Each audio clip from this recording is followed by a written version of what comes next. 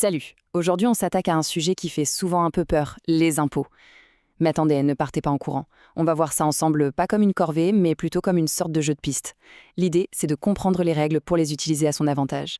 Et tout ça de manière complètement légale, bien sûr. On s'est tous déjà posé cette question, non? En regardant sa feuille d'impôt, en se grattant la tête, est-ce que je paie le juste prix? Est-ce que j'ai loupé un truc? C'est une sensation super commune. Eh bien, la bonne nouvelle, c'est qu'il y a des réponses claires et on va les trouver ensemble. Et ça, c'est vraiment le message le plus important à retenir. L'optimisation fiscale, ce n'est pas un tour de magie réservé aux plus riches. Non, c'est simplement un ensemble de règles du jeu qui sont accessibles à tout le monde.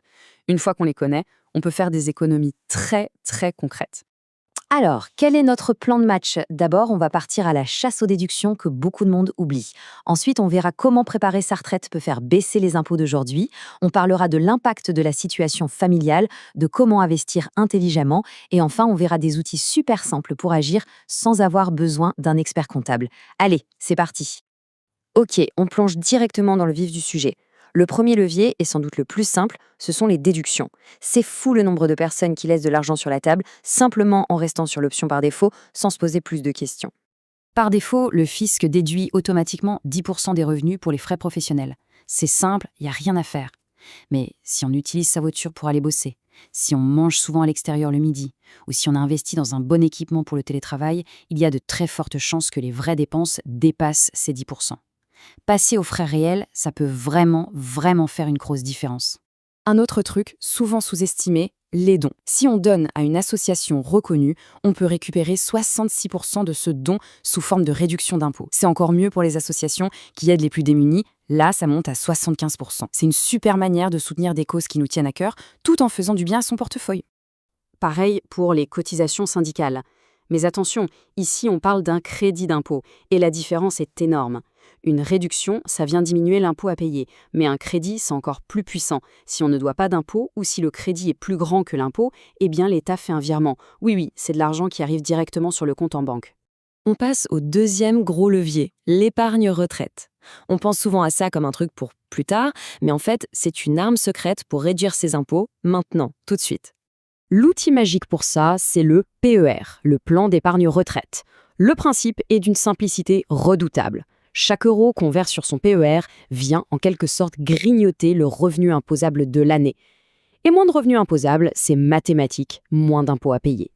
Regardez cet exemple, c'est super parlant. Disons qu'une personne gagne 40 000 euros. Elle décide de verser 3 000 euros sur un PER.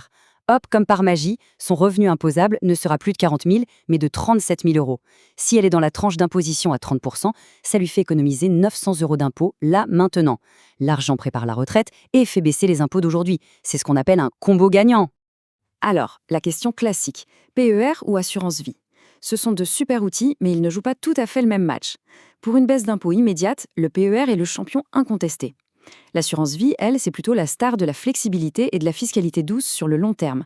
L'idée, ce n'est pas de les opposer, mais de les voir comme des coéquipiers dans une stratégie globale. Bon, on aborde maintenant un pilier de la fiscalité en France, la famille. La situation familiale peut absolument tout changer sur la note finale. Et bien la comprendre, c'est la clé pour faire de belles économies.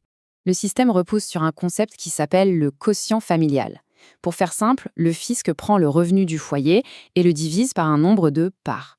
Un adulte, c'est une part, un enfant, ça en ajoute. Bref, plus il y a de monde dans le foyer, plus il y a de parts.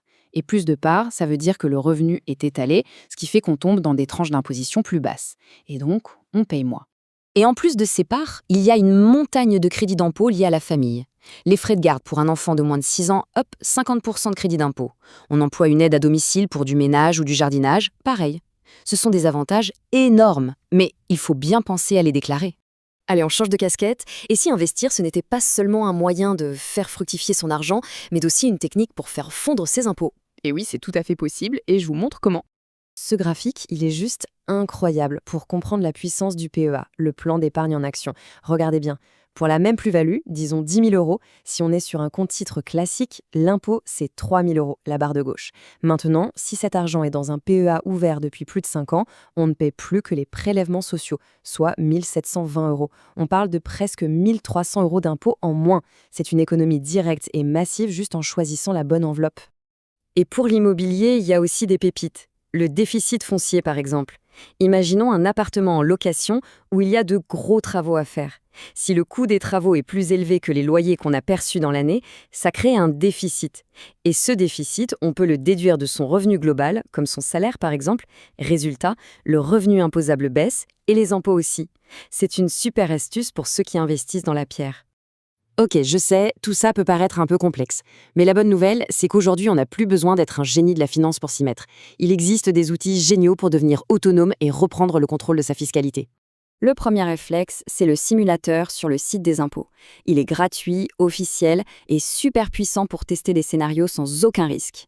Ensuite, il y a des applis comme Finari qui donnent une vue d'ensemble de son patrimoine et de l'impact fiscal. Et enfin, ne sous-estimez jamais la puissance des communautés en ligne. Des forums comme Reddit sont de vraies mines d'or pour des retours d'expérience concrets.